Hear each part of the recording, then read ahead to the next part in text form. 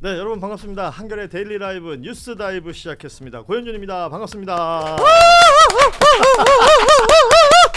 자, 4월 18일 금요일 함께하는 뉴스 다이브고요. 오늘 함께해 주시는 두 분, 어제도 저희가 함께했던 두 분이라서 너무나 든든합니다. 일단 먼저 소개를 좀 해드릴게요. 노영희 변호사 나오셨습니다. 어서 오십시오. 안녕하세요. 자, 장윤미 변호사 나오셨습니다. 네, 어서 오십시오. 안녕하세요. 예.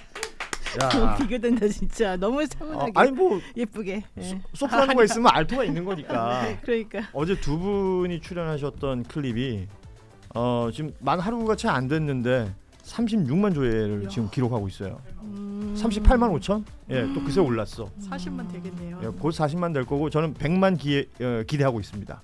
어제 우리 둘만 나온 건 아니잖아. 아, 우리 한 또 명 더 박진영 있었잖아요. 선배님. 그렇죠. 어제 JYP도 있었는데 네, 박진영의 가장 그거겠지. 중요한 포인트는 뭐 정확하게 얘기하면 무슨 정치에 관련된 이야기라든지 이런 것들보다는 수돗물이었어요. 사람들은 수돗물에 관심이 많았던 겁니다. 그러니까. 신기하니까요. 이상하고 아직도 모르잖아요, 우리는. 원인을 모르니까요. 그 수돗물 관련해서 뭐 더 들으신 거 없으세요? 아니 목욕을 때가 많이 나오냐. 그래요. 수많은 상상이 그 댓글창을 통해서 확인이 되던데 뭐 의혹은 있습니다만 확인된 건 일단 아직 없기 때문에요. 저 한겨레에서 지금 아주 열심히 취재하고 있습니다. 그렇구나. 예. 예. 왜냐하면 이걸 비교해 보면 되잖아요. 과거에 맞아요, 여기가 맞아요. 외교부 장관 공간이었으니까 네. 그때는 수도요금이 얼마나 나왔나. 예, 지금 저희 그 PD들하고 이제 확인하고 있거든요. 근데 뭐 그때까지 봐요. 그냥 이 사람들이 이 동네 거기에서 지금 2년을 살았잖아요. 그렇죠. 그냥 그것만 비교해도 되지 뭐 옛날 처음이랑 것까지 해. 지금이랑. 아니 뭐 예. 그들이 얼마를 썼는지도 보고 그 전에는 또 얼마를 썼는지도 보고 그렇지. 이 사람들이 와가지고 또 엄청 썼을 수도 그럴 있으니까. 수도 있으니까. 예. 그렇지. 예. 지금 우리가 이런데 이렇게 관심을 가지고 집중해야 됩니다. 우리가 해야 돼. 왜냐하면 딴 데는 더 좋은 거 많이 하기 때문에 이런 거라도 우리가 해야지. 다른 데는 보니까 뭐 HID 뭐 이런 거 하고 엄청 있더라고. 이상하게 하고 얘는 그러잖아. 수돗물 중심으로 우리는 수돗물. 갑니다. 예. 뭘 부셨을 것이다. 내가 보기엔 뭘 부셨을 것이다. 그러니까 뭔가 철거를 하고 그것을 청소하기 치우느라고. 위해서 물을 물을 그렇게 썼을 대량- 거라는 그리고 얘기가 특히 있고. 실내에서 하기 때문에 먼지가 많이 나왔을 수 있어요. 음. 물을 뿌려야 되거든. 날카로워요. 예. 날카로운 변호사 노영희 변호사입니다. 네. 예. 자, 오늘도 현안들 좀 하나하나 짚어볼 텐데 그냥 짧게 워낙 뉴스들이 많이 쏟아지고 있어가지고요 좀 짚어보도록 하겠습니다. 먼저 좀 시작하기 앞서서 몸 푸는 의미로 좋아요부터 누르고 시작해달라고 얘기해 주세요. 좋아요부터 누르랍니다. 예, 구독도 눌러주시고 뭐 생각난 네. 김에 두루두루 눌러주시면 좋겠습니다. 그 21일에 내란 우두머리 혐의를 받고 있는 윤석열 피고인의 두 번째 재판이 있고 네. 이 재판에서는 그 법정에 그 재판 시작하기 전까지의 촬영은 허가한다. 이 뉴스가 있었고 어제 지하 주차장 출입을 또 허가한다. 이 뭐 뭔가 약간씩 풀어주는 느낌인가? 이건 어떻게 이해를 하면 될까요? 그냥 그렇게 이해하면 돼요. 그게 다야? 풀어준다, 봐준다. 음. 자기네끼리 뭔가 있다. 음흠. 왜냐하면 윤석열 씨가 예전에 검찰에 있을 때 네. 판사 사찰을 잘했잖아요. 있었죠. 뭐 옛날 그 뭐라 그럽니까? 그 정보를 또 취합하기도 하고 그 사찰을 담당한 사람이 윤석열이 그때 총장인가 있었을 때 그 타임이거든요. 있었죠. 예, 판사 사찰 얘기할 그래서 때. 판사님들이 사실은 그 사찰 관련해서 매우 화를 냈는데 그거를 직접 대고 이 사람에게 화를 내지 못하고 자기네끼리만 술 먹을 때마다 화를 내는 거예요. 판사들이. 그래서 내가 왜 그러냐 그냥 대놓고 얘기를 좀 하라. 당신들이 더 이 주체가 돼야지. 검사가 이렇게 하는 건 잘못된 거 아니냐 내가 예. 그랬어요. 왜냐면 내가 그 재판인데 증인을 한번 참석한 적이 있어가지고 그 판사님한테도 내가 그랬어요 그날. 아니 있을 수 없는 일인데 왜 여기에 대해서 아무 말도 안 하냐 이렇게 얘기를 했는데 다들 나랑 대면하는 걸 껄끄러워 하더라고.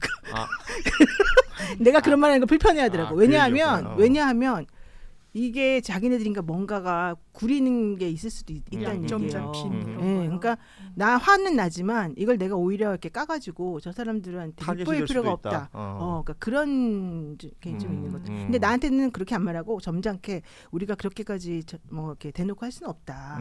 우리들도 뭐 체면이 있다. 뭐 이런 식으로 얘기를 했는데 저는 그렇게 생각하지 않았어요. 그래서.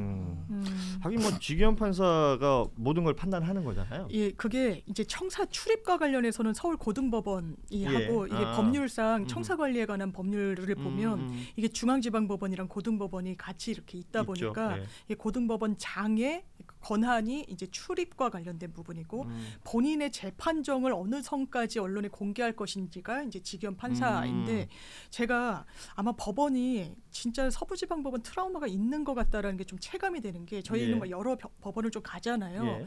그럴 때 과거에는 그냥 이제 뭐 변호사 이걸 달았거나 아니면 기록이나 이제 뭐 든 걸 보면 변호사인지 아닌지는 좀 육안으로 가늠이 되는데 그럼 이제 그냥 출입이 지나가라고 됐는데, 했는데 예. 엄청 깐깐하게 하는 거예요. 아, 출입증 보자고 아. 하고 일반 이제 그 민원인들도, 당사자들한테는 예. 이렇게 띠띠 하는 것도 하고 원래 그 정도는 아니었었거든요. 보안 검색대라고 하면 더 있어 보일 텐데. 아 그러니까요. 그 말이 띠띠 하는 거. 어려워가지고요.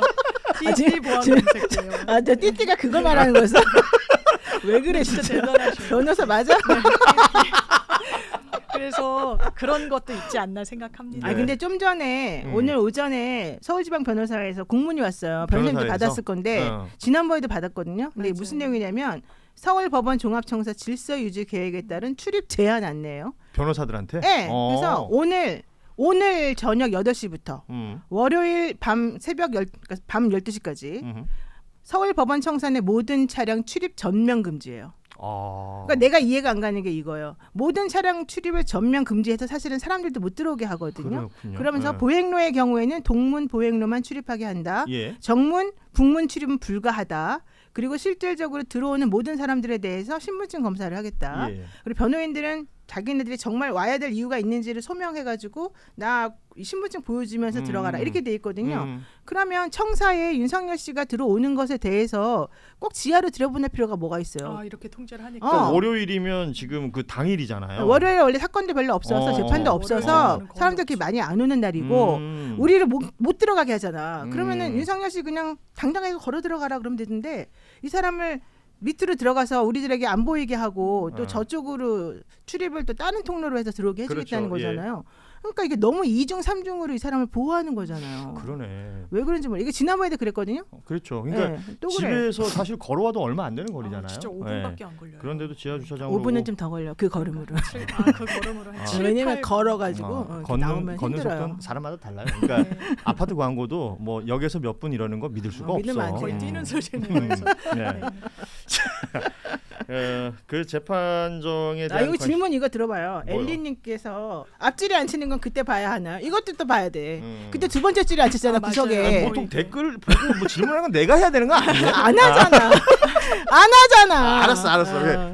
앞줄에 안 치는 건 어떻게 되는 거야? 안 쳐야지. 그때도 쏙 들어가게 해놓고 자기 숨겨주고 그랬잖아요. 말이 돼요 그게? 그때도 그 법원에 출입할 때도 불구속 상태에서 재판을 받는 피고인은 그냥 일반 민원인들하고 같은 통로를 이용한다면서요. 당연히 그럼요, 당연히. 그런데 이 윤석열 피고인은 다른 곳으로 들어왔다는 거 아니에요? 네. 이런 모든 것들에 있어서 이제 하나하나 알려지고 있는 거고 뭐 현장에도 또 취재 기자들 또 방청객들이 있겠지만 그날은 또 재판이 어떻게 될지 그날도 뭐 90몇 분 혼자 떠들지 뭐 이런 것들은 좀 볼 필요가 있을 것 같습니다. 자 그리고 뭐 윤석열 정부의 정책이나 뭐 진행해왔던 여러 가지 행정 사안들을 뭐 지금에 와서 다시 돌아볼 수밖에 없는 것 중에 하나가 그 의대 정원 문제인 것 같아요. 네. 그 뭐 결국 교육부에서 지금 얘기하기로는 결국 동결이죠. 뭐 원상복구 한다는 거 아닙니까? 300 몇 명. 선으로. 근데 이게 3,058명. 네. 지난 1년 2개월간의 그 혼란을 우리 국민 모두가 알잖아요. 네. 도대체 1년 2개월 동안 뭐 한 거냐라는 생각이 드는 거예요. 그러니까요. 그때 돌아가신 분들 제대로 이 의료 혜택을 못 받아가지고 음흠. 돌아가신 분들도 많고 저는 의대생들이 겪었던 그 힘든 건 충분히 이해를 하는데 예. 상대적으로 그럼 다른 전공자들이나 다른 학생들이 같은 또, 대학에 있는. 네, 예. 상대적 박탈감을 느끼고 지금 차별 대우해 주는 것에 어떻게 또 할 것인지. 아니 이렇게 대책 없는 사람들이 있을 수가 있어요? 그러니까 너무 대책이 없는 것 너무 같아요. 무책임하고 무능력하고 정말 2,000명이라는 건 어디서 객관적인 산출 방식이라고 얘기하는지 아무런 근거도 사실상 없고 그렇게 객관적이었으면 계속 유지해야 되죠. 그리고 시간이 지나서 지금 1년 2개월 돼서 뭐 어찌 보면 아이쿠야 하고 지금 원상복구를 한 건데 그러면 그 기간에 대한 아까 말씀하신 피해를 입은 사람들도 네. 있고 그러니까 책임은 누군가 져야 되는 거 아닙니까? 아무도 안 져 여기에 아무도. 근데 이건 뭐 어떻게 법적으로 누군가가 뭐 말하자면 소송을 제기한다든지 네. 이런 게 있어야지 가능한 거예요? 그렇겠죠. 그렇겠죠. 그렇게 되는 건가요? 근데 네, 인과관계 입증이 정말 쉽지가 않을 것 같아요. 음. 이를테면 의대 이 정원 정책의 실책으로 내가 뭐 내지는 내 가족이 제때 치료를 못 받았다. 이게 이 연결고리 그리고 그 치료를 못 받음으로 인해서 받은 피해를 금전으로 환산하는 게 이제 손해배상 소송인데 그렇겠죠. 그게 하나하나가 다 어쨌든 그 문제 제기를 한 원고의 입증 책임으로 이게 귀결이 되다 보니까 쉽지가 않죠. 아니 그 국민들만 고달팠다. 그렇죠. 뭐 참 답답합니다. 뭐 우리가 의료 대란, 의료 공백 이런 얘기를 그 해오는 동안 그거에 대한 대책은 또 특별히 낸 게 없었어요, 사실은. 그렇죠. 그렇게 1년 2개월이 지나 버렸다라는 그런데 부분. 이렇게 하고 나니까 또 의대생들이 그랬대요. 필수 의료 패키지를 철회해야 된다. 이제 좀 더 강하게 나오겠죠. 그러니까 이제 그러니까. 하나 들어줬으니까 어. 또 다른 것도 들어달라는 지렛대로. 얘기인데, 그러니까 저는 의대생들 입장에서 보자면 이렇게 아무 대책 없이 그냥 무조건 이체만 늘린다고 해서 우리의 시간을 사실은 다 말아먹은 건데, 너네들 우리 이번에 물러서지 않겠어? 이제 이런 취지인 것 예, 같고, 예. 또 그렇지만 반대쪽 입장에서 보자면은 너무하네. 이제 또 이런 생각이 또 나오면서 또 서로 간에 좀 서로 좀 안 좋은 소리 나올 수 있고, 그러면은 이 상황에 대해서 왜 이렇게 했는지 누가 잘못인지 책임지는 사람 한 명 나와야 되는데 예. 아무도 안 나와. 이주호는 뭐 하는 거야? 이주호 이거 책임져야 되는 거 아닙니까? 그러니까요. 뭐 대통령 책임져야 되고 전직 대통령? 그 행정부에서 이제 주무 부처들이 있잖아. 보건복지부도 네. 있고 이제 교육부도 있고 뭐 있는데 그냥 다들 뭐 그냥 그러고 있는 것 그냥 같아요. 떠넘기고 뭐 아무것도 책임 진행이 안 안 지고. 되고. 예. 네. 이런 부분들은 훗날이 돼서라도 반드시 짚고 넘어가야 된다 싶은 너무 생각에 동의합니다. 한번 이야기를 해봤고, 오늘 저희가 또 나눌 이야기 중에 하나가 그 헌재에서 탄핵 심판을 진행할 때 윤석열 변호인단이 있었잖아요. 그 변호인단 중에 뭐 배의철, 김계리 이런 이름들이 그나마 인구의 회자가 많이 됐었는데, 이 사람들이 중심이 돼서 그 이름하여 윤어게인 신당이라는 걸 만든다. 기자회견을 예고했다가 취소하는 일이 있었습니다. 네. 요 사이에 무슨 일들이 있었던 것인가? 그래서 뭐 지금 보면 윤갑근, 석동현 이런 변호사들도 윤석열은 관여하지 않았다. 뭐 이런 입장을 낸 게 있고요. 네. 그리고 또 어제 SBS 보도를 보면 그 파면 당일날 4월 4일 저녁에 변호인단하고 만찬을 했다는 거예요. 거기서 이런 얘기가 나오니까 그거 창당 한번 해봐라. 윤의 그런 얘기가 있었다라는 보도도 지금 나오고 있습니다. 야. 그리고 이 부분이 제일 저는 잘 해석이 안 되는데, 윤석열 정신으로 윤어게인 정당을 만들어야 된다 뭐 이런 얘기를 했다는 거예요. 그러니까 일단 이게요. 이 변호사들이 이제 주축이 돼서 먼저 자기네가 만들었는데 만들면서 기자들을 또 다 자기가 초대했어요. 그러니까 그렇죠. 처음부터 오픈 채팅방을 만든 게 아니고 기자들을 먼저 쫙 부른 다음에 자기네 거를 이제 일방적으로 공지하는 상황 신경으로. 그러니까 기자들이 너네 내 번호 어떻게 알았니? 오픈 채팅방으로 했으면 우리가 알아서 들어가서 취재하든지 그렇죠, 말든지 그렇죠. 할 텐데 니네가 내 번호를 어떻게 알아서 이걸 다 방을 만들었고 따로 했냐? 만들어서. 그러니까 이제 이 사람들이 놀래가지고 오픈 채팅방을 만들었는데 오픈 채팅방 비밀번호가 1203이에요. 1203. 이게 무슨 뜻이야? 비상겸 잘했다 이거예요? 비상겸 한 날이 12월 3일이잖아요. 그러니까요. 그러니까 이거 되게 이상한 거예요, 이 사람들. 이 이 사람들도 내랑 공범 아닐까요? 아니 뭐 심정적으로는 그걸 지지한다는 거 아닙니까? 그러니까 지금 보이는 심정적이 것은 아니라 물리적으로도 지지하고 자기네들이 음. 잘했다는 거잖아요. 끝까지 파면됐어도. 그러니까 창당해가지고 이번에 뭐 대선에 또 나오네 마네 다음에 또 나오네 마네 이런 얘기를 지금 하는 예. 거잖아요. 뻔뻔하게. 그러니까 윤석열의 발언 내용이 지금 전해진 바에 의하면 그 이 탄핵 국면에서 자신을 지지했던 청년들을 상대로 그 청년들의 정신을 운동으로 이어받아야 된다. 네. 뭐 따라서 그런 정당을 만들 필요가 있겠다. 이런 발언을 했다는 겁니다. 여기에 이제 윤석열 정신을 이어받아 신당을 창당하겠다라는 목소리들이 있었다. 그게 뭐 배의철, 김계리 등등이다라는 내용인데, 일단은 윤석열 정신이 뭘까요? 국가 폭력도 정당화하고 모렴치로 일관하는 거겠죠. 그리고 정신이란 거는 뭔가 일관된 가치 지향적인 부분이 있어야 되는데 윤석열 씨한테는 그런 게 전혀 없어요. 정치 철학이란 것도 없고 뭐 정치 경험도 일천하지만 이제 와서 윤석열 정신을 발현하는 정당을 발족시키겠다. 이게 국민 변호인단이 실제 헌재 변호인단이 주축이 돼서 전한길 씨 세력 등등이 결합하면서 약간 시민단체 비슷하게 막 그 대통령 엄호 운동을 펼쳤었거든요. 예. 그때부터 신당 창당설이 사실상 솔솔 나왔었고 그 연장선상에서 윤석열 워징은 좀 범상치가 않은 거예요. 말씀 주신 대로 이 부분과 관련해서 대통령이 만류했다. 그래서 뭐 우리 안 한다라고는 합니다만 청년들의 순수한 정치 운동에는 아버지처럼 함께 하겠다라고 했다는 거예요. 지금 국민의힘이 자기를 약간 손절하고 좀 거리 두려고 하는데 경로했다라는 말 풍문이 들리잖아요. 예. 그러니까 내가 살 길. 그러니까 본인과 관련해서 제일 얼마나 많은 또 대화나 이런 걸 했겠어요. 현재의 과정에서. 그러니까 이 변호사들과 뭔가를 모종의 모의를 하는 건 맞는 것 같고 너무 부적절합니다. 이걸 결과적으로는요. 이 재판정을 본인의 정치장으로 활용했다는 걸 자인하는 셈이에요. 그러니까 네. 지금 이 윤석열 피고인이 자신이 앞으로 살 길은 이거다. 정치 투쟁이다. 네. 라고 보고 정치 활동을 하겠다라는 의지를 보이는 것이라면 이 국민의힘 1호 당원 아니에요?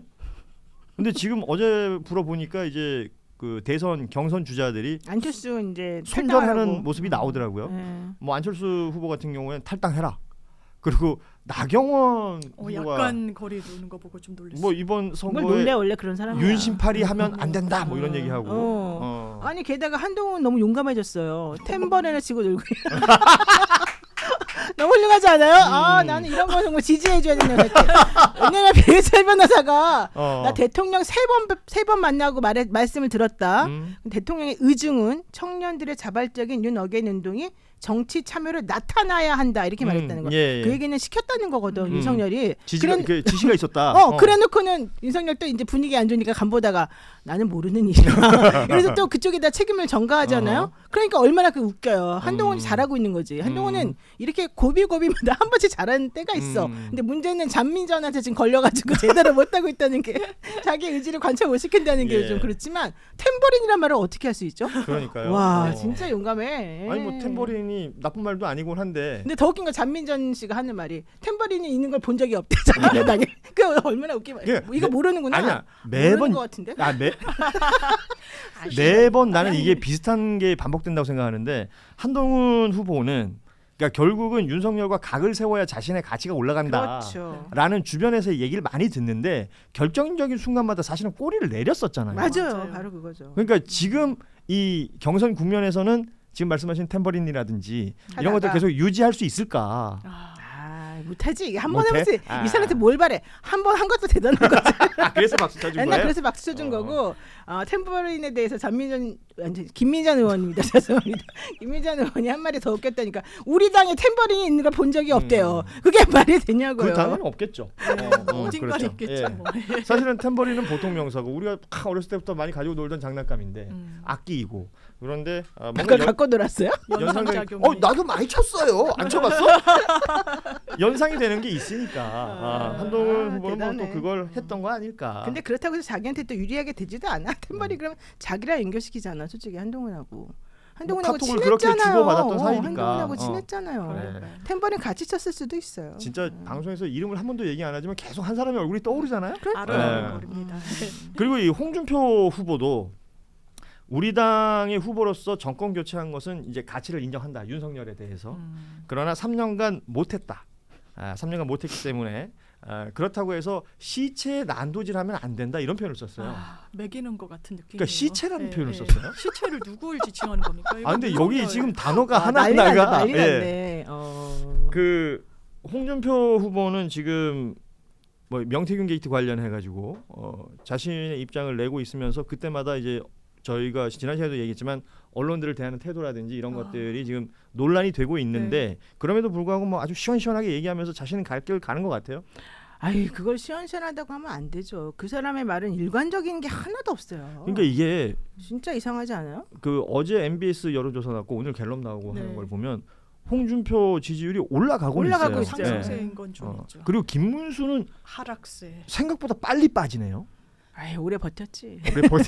아니 그러니까 국민의힘 사실상의 지지층들이 경선에 참여하는 건데 5대5로 하더라도 저는 조혜진 전 의원이 이 얘기를 하더라고요. 본인이 보는 지점이 우리 당원들이 전략적 선택을 할 것이냐 정서적 선택을 할 것이냐. 예. 그러니까 윤석열 대통령을 어쨌든 엄호하고 싶어하는 분위기가 있고 아하. 그럼 정서적으로는 안철수는 도저히 안 돼. 한동훈도 안 돼. 이런 게 강하지만 비토만으로 해서 이를테면 김문수, 홍준표를 내세웠을 때의 확장성에는 조금 물음표가 있으니까 그러면 전략적 선택을 과거에 본인들이 외부에서 꾸온 거 아닙니까? 사실 윤석열이란 주자를. 그러니까 그런 선택을 할 수 있는 여지도 열려는 있다. 뭐 이런 평가 나옵니다. 근데 홍준표 이제 후보죠. 예. 홍준표 후보를 이렇게 계속 올렸을 때 결국 마지막에 남는 사람을 홍준표를 하고 싶다는 뜻이라면 지금 한덕수 대행이 뭐 어제 나온 얘기로는 또 뭐 출마 의사를 굳혔다는 거잖아요. 뭐 점점 그 단단해지고 있다는 얘기까지 들었는데요. 예. 뭐가 단단해져?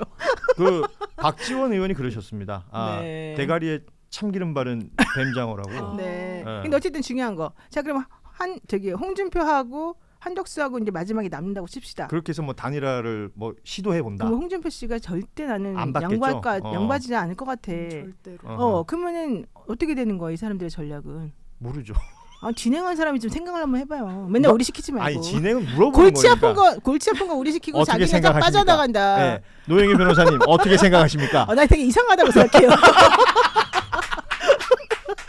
아니 상식적으로 홍준표는 솔직히 말하면 자기는 절대 이 기회를 놓치면 안 돼요.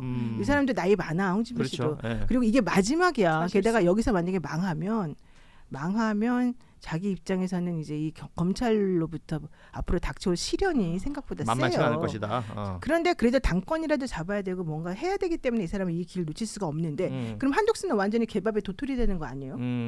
이제는 또 뱀장어에서 도토리까지 합니까?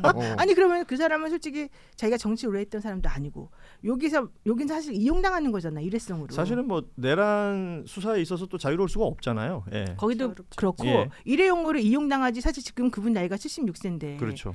이제 뭐 당권을 가지고 뭘 어떻게 해보겠어요. 자기가 뭘 음. 하겠어요. 아무 소용이 없는 거거든. 그러면 이 사람은 괜히 이름만 올려놨다가 반기문처럼 돼버리는 것밖에 방법이 없거든. 그럴 수도 있고. 근데 이거를 왜 주변에서 아무도 안 막지? 안 도와주지? 누군가가 주변에서 수많은 조언을 해도 그의 부인이 한마디 하면 그쪽으로 간다는 거 아니에요. 그러니까. 굉장히 예. 영향력이 좀 강하다고 그러니까요. 알려져 있죠.